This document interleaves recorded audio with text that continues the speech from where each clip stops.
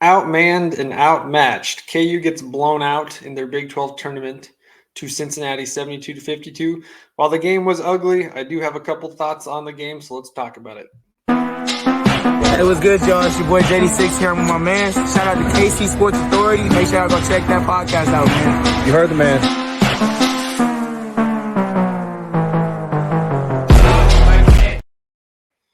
And welcome back into a bonus episode of the KC Sports Authority podcast. You're getting two today. Keegan Russell here with you. Just had a quick couple thoughts on the KU game from last night for those that are interested. But before we get into that, big announcement. We've got our bracket challenge coming up here in a couple days after Selection Sunday.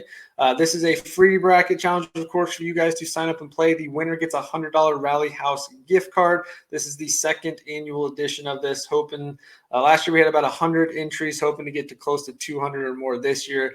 So be on the lookout for that. You'll be seeing us spread that all over our social media.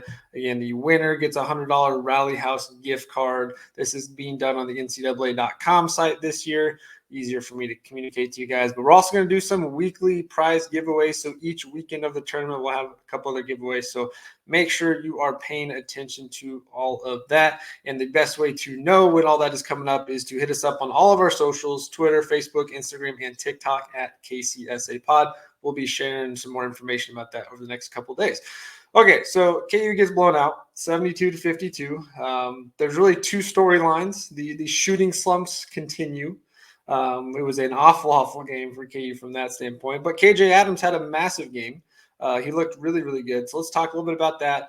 Obviously, coming into this game, we knew Hunter and KJ were both going to – Hunter and Kevin were both going to be out. And that didn't really give a lot of us much hope as to how this team would look. KU came in still as a 2.5-point underdog, knowing that they'd be out and still got nowhere close. But yeah, KJ Adams, probably the story of the game. We knew he'd be playing the 5 spot, and we'd kind of go back to how KU looked last year. He actually played pretty well. I thought KJ looked pretty decent there. We'll talk about that here in a minute.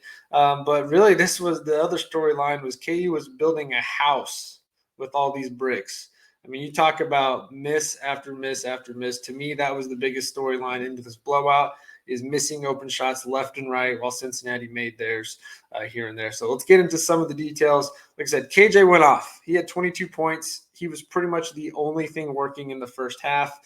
Ends up going 9 of 14 from the floor. Looked really good in the middle there. He was aggressive, finding his shot, got to the foul line, went 4 of 6 from the free throw line as well. He was really the only thing that worked all night. When he was in there, you could clearly tell he was the only guy, I wouldn't say the only guy trying, but the one that looked like he was playing with enough energy and care to be aggressive and assertive and look for a shot. And KJ did. I mean, I think he was incredible. 22 points, again, only got the 4 rebounds, which is super disappointing considering he's the 5-man and a couple assists. But KJ is really the only big bright spot. This was a storyline of, like I said, KU missing shot after shot. If you take KJ's statistics out, the rest of the team shot 12 of 48. That's right, 12 of 48. That's just so bad. And not all these were highly contested jumpers. A lot of these were wide open threes, wide open mid-range games, layups, putbacks, you name it, we missed it. If you also take Jamari McDowell, who went 3 for 6 out, then everybody else was 9 of 42 from the floor for a whopping 21%. That is abysmal. I don't even know where to begin with that, how that's even possible. The shooting slumps continue to go on for Johnny Furphy and Nick Timberlake. They combined for 1 of 8 from the three-point line. And then Harris and Elmarko went 0 for 5. I mean, we got our first 3. I can't even remember what part of the game it was. But Timberlake finally hit a 3, which was our second 3 late in the game with like 4 or 5 minutes left. KU goes 3 of 20 from 3. All around very ugly offensively. And we didn't even look that bad. I mean, yes, there were times where the ball wasn't moving well and it was sticking. But we got a lot of open looks. You know, Furphy had tons of good-looking shots, just couldn't hit anything. Elmarko was somewhat aggressive. I mean, obviously he had that huge dunk there, which was electric, probably his best play of the year, but still struggled. You know, we turned the ball over quite a bit. couldn't make anything. If KJ was not on the floor, nothing was going down. Dajuan really, really struggled. He had one of his worst offensive games in this as well. Now, give him credit. He did look to score more, and I was very happy to see that. He took 11 shots, but still missed quite a few, went 3 for 11 in his 38 minutes. So, yeah, really, KJ Adams is the really only bright spot. I guess you could say Jamari McDowell. I think at one point, by the end of the game, McDowell was positive on his plus minus, while Timberlake was super negative. So maybe there's one positive thing to take away there. But yeah, rest of the team there really did nothing to help KJ out. And the sad thing was, I don't really think overall we played that bad considering the circumstances. And I also don't think Cincinnati played that great considering the circumstances.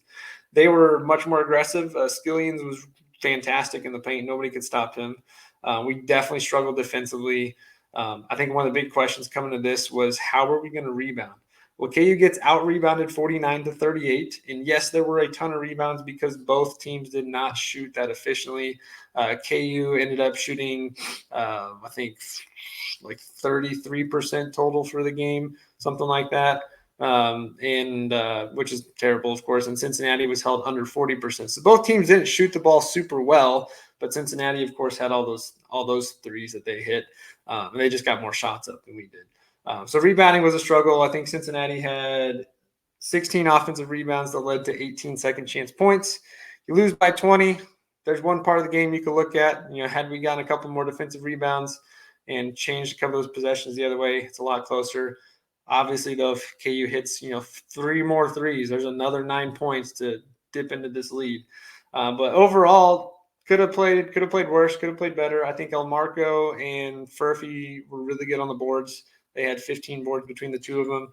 At one point, it looked like both of them were going to get to double-digit rebounds. So you'd like to see the aggressiveness there, considering you did not have any big men. But overall, ugly. Like I said, Cincinnati showed their strength. I thought KJ did as well as he could against the guys that were much bigger than him.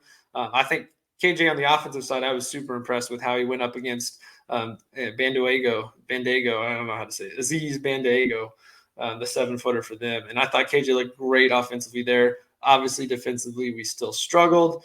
It's a game that you definitely want to forget about. I think I tweeted out at one point, it's like watching one of those major car crashes piling up on the highway, and as you get closer and closer, you just can't look away. But the more you look, the more cars keep piling up. It was bad. There was just nothing. The fact that you have a walk-on come on and hit a 3 before anyone else in the starting lineup is kind of disappointing. So it doesn't give me a lot of hope moving forward. I think I've said this plenty of times before. I'm on the team of Timberlake should never see another minute. Granted, he had a really good game against K-State, but the guy passed up like 4 open threes that he should have been taking. He's not doing anything defensively right now. He's not using his athleticism. Jamari McDowell looked way better. Just all around a stinker. There's not really a lot to talk about on this game. Didn't really have much expectations coming into this, like we had talked about in our spaces the other night, other than hopefully getting a lot of threes off. Now, KU did get 20 threes up, which is way more than what they typically do, but they couldn't hit anything. They couldn't buy a bucket. Furphy, man, I just felt so bad for him. It didn't matter. And he kept shooting, which is what we need, but he just could not buy a bucket worth his life. Nothing he shot was going down. Elmarko passed up a couple open threes to get the long 2. That didn't look good. Of course, Dajuan missed a ton. All around, super ugly game. Outside of the moment KJ went down and looked like he was injured, I guess the other good positive vibe to take away from this is nobody else is hurt. Nobody has any injuries coming out of this. We're going to hopefully get Kevin and Hunter back next week. And, of course, you guys have already heard Bill Self talk about that. He expects them to practice starting Monday. So they should be good to go for next week, which we know this team is night and day difference when they are at full strength versus what we saw yesterday. Nice thing is we don't have any road games. I know we don't have any true home games coming up, but maybe we'll play a little bit better. But didn't want to touch too much else on the game itself because that was ugly. Again, had no faith that we were going to seriously pull it out. But a couple more things fall our way. You get a couple more rebounds. You hit 3 or 4 threes, get to the foul line a little bit more, and this game is way different. I don't think the 20-point gap really shows how the game went as a whole. I mean, we were still pretty close within 9 to 10 points there in the last 5-6 minutes until they took on another run.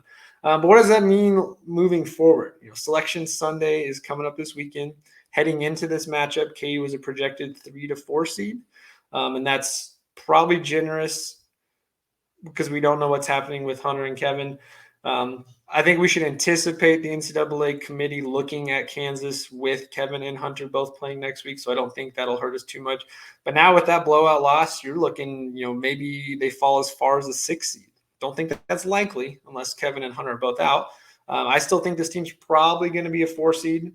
Would not be surprised if they get dropped down to a 5 seed, but I really do think the committee this year is going to look at the adversity they had to go through. And even though they had some bad losses here and there, they still have, I think 4 wins against top 10 teams this year, 3 against the top 5. That still plays a huge factor in their decision, in my opinion. So they're probably looking at a 4 seed or a 5 seed, which again, in the Bill Self era would probably go down as one of the worst seedings heading into the tournament, considering how well we thought this team would play at the beginning of the year. I'm still feeling optimistic. We know this team's built more for March, but it's really going to come down to Kevin and Hunter's health. I think Hunter will be fine. I think the real key is Kevin. Even when Kevin's played the last few weeks, he has not been an efficient scorer or shooter. He's getting to the free throw line, but even then, he didn't look like how he has the first couple weeks of the season. So I have a lot of concerns there, which we'll dive into later next week once we kind of find out how practice schedule's going and see who their matchups are. So yeah, my big takeaway is we're hopefully going to be healthy. We're going to get some time to rest and relax and practice and focus in. I would really love to see this team do something over the next 4 days that's just really good team bonding. Again, they just don't look like they play with a lot of fun outside of KJ. He's the only one that has the energy and tenacity. Maybe Jamari McDowell a little bit. But they need to do some team bonding this weekend, dial in, get focused, get prepped. I think they're going to be playing with a big chip on their shoulder next week because this is an unusual season for all of us as a KU fan, and I think they have a lot to go out and prove considering how poor they've played. But yeah, that's going to kind of wrap up this one. Just want to get some quick thoughts off on there. Unfortunately, KU struggled mightily. Would have loved to see some more threes fall down. Really just got to hope that somehow these shooting slumps end.